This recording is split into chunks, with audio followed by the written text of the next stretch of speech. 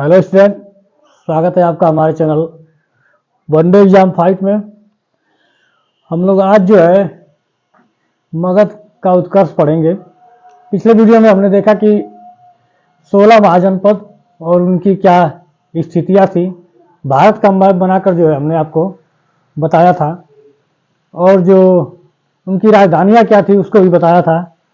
आज हम देखेंगे कि 16 महाजनपदों में मगध साम्राज्य जो है सबसे शक्तिशाली क्यों हुआ, उसके क्या कारण थे कि जो है मगध साम्राज्य जो है सभी महाजनपदों को एक एक करके जीतता चला गया।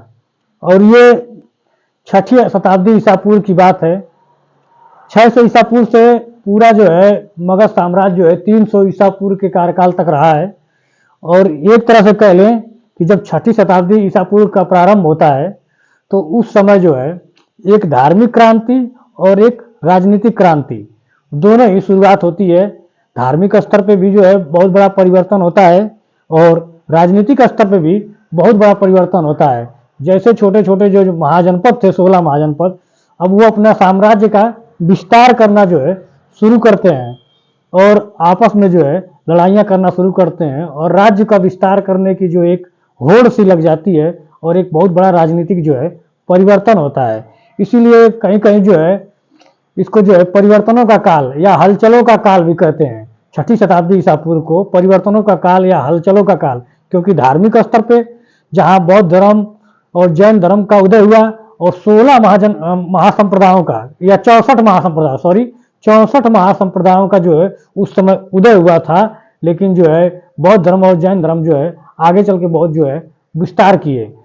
और उसी तरह राजनीतिक स्तर पे भी देखा जाए तो बहुत बड़ा परिवर्तन हुआ और जो 16 महाजनपद थे उनमें धीरे धीरे जो है एक एक करके जो है मगध साम्राज्य जो है सभी को जीतता चला गया।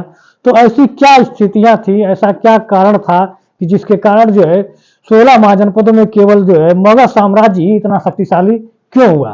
तो उसको आज हम लोग देखेंगे कि ऐसा क्या कारण था कि सबसे शक्तिशाली मगध साम्राज्य क्यों।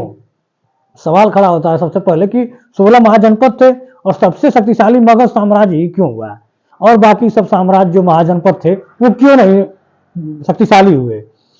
तो आज आपको जो है उन सवाल का जवाब मिलेगा कि क्या कारण थे कि जो है मगध साम्राज्य शक्तिशाली हुआ।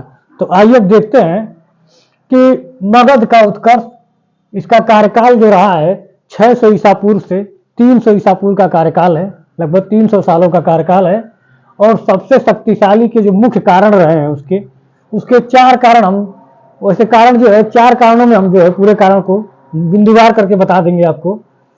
पहला तो था उसका आर्थिक कारण, दूसरा है भौगोलिक कारक और राजनीतिक कारण और सांस्कृतिक कारण। 4 कारणों को लेके हम चलेंगे कि जो उनके उस राज्य में क्या ऐसा परिवर्तन किया, क्या नियम परिवर्तन हुए कि जो है ये मगध साम्राज्य जो है सबसे शक्तिशाली हुआ। तो एक एक करके सबसे पहले हम लोग देखेंगे आर्थिक कारण। आर्थिक कारण को देखेंगे कि आर्थिक स्थितियां मगध साम्राज्य की क्या थी जिसके कारण जो है अपने क्षेत्र में जो है आर्थिक क्षेत्र में जो है बहुत ज्यादा विस्तार कर चुका।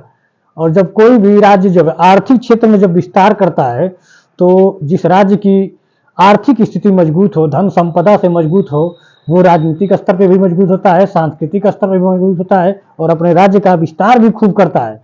तो कह लो कि जिसका पेट भरा हुआ है, खाने को पूरा मिल रहा है, उसके सैनिक बलवान है, ताकतवर हैं, हर चीज से मजबूत है, तो वो राज्य तो विस्तार करेगा ही। तो उसके मुख्य कारण जो रहे वो आपको बता देते हैं कि आर्थिक कारण में जो मगध साम्राज्य का जो भौगोलिक स्थान था, एक तो गंगा नदी घाटी में स्थित था।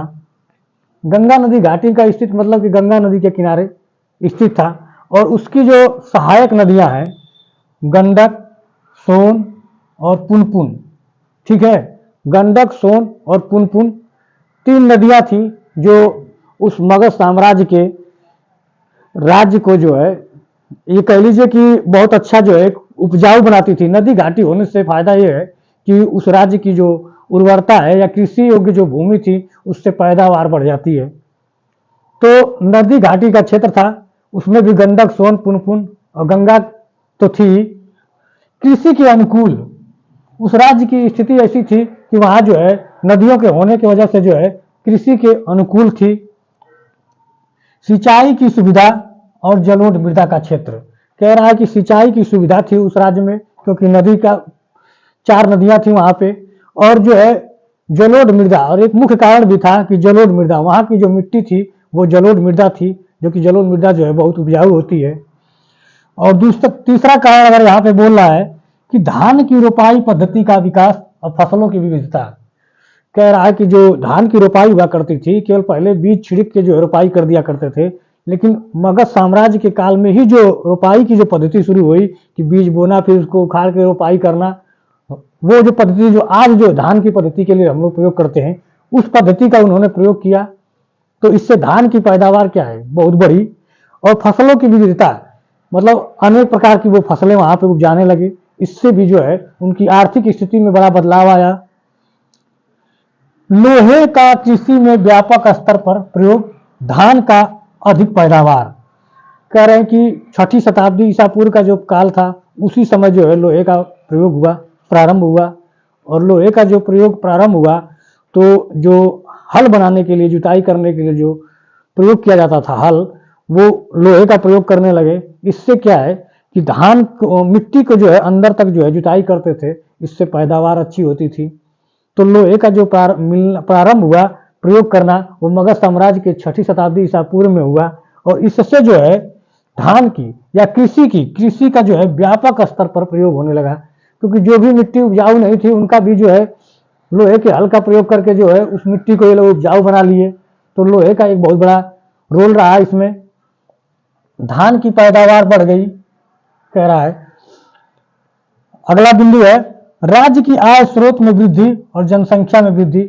अब जिस राज्य की पैदावार बढ़ेगी उस राज्य की जो है आय में वृद्धि होगी, और राज्य का आय में वृद्धि हुआ और वहां की जनसंख्या जो है बढ़ने लगी। तो जिसकी जनसंख्या भारी थी वृद्धि होने लगी।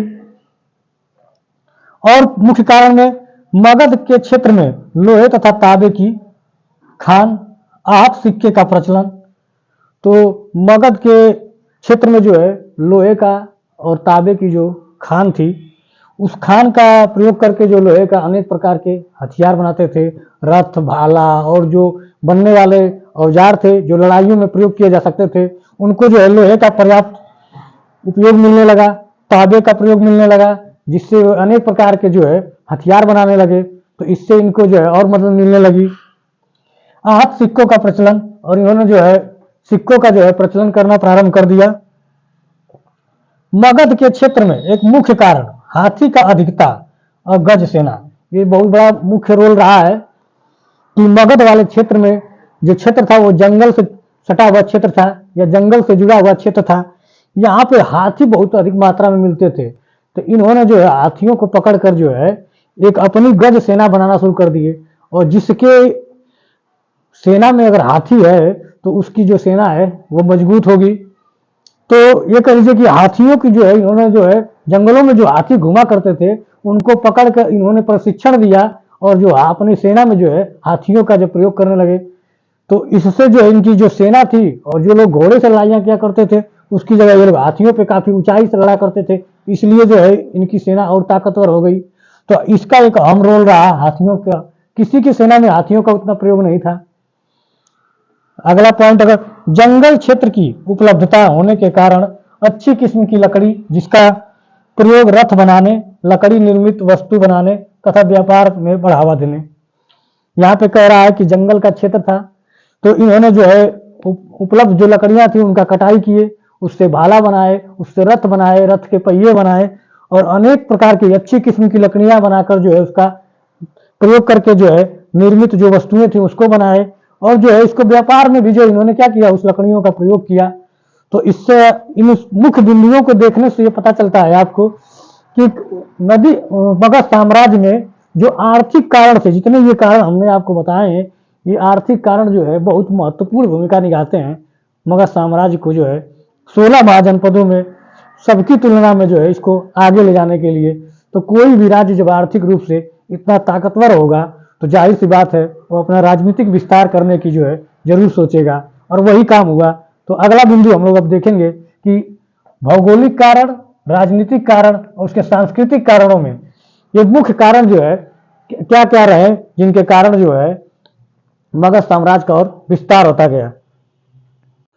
मगध साम्राज्य की जो है आर्थिक स्थितियों के बाद हम लोग देखेंगे कि मगध साम्राज्य की भौगोलिक स्थितियां क्या थी जिनके कारण जो है मगध साम्राज्य जो है इतना शक्तिशाली हुआ।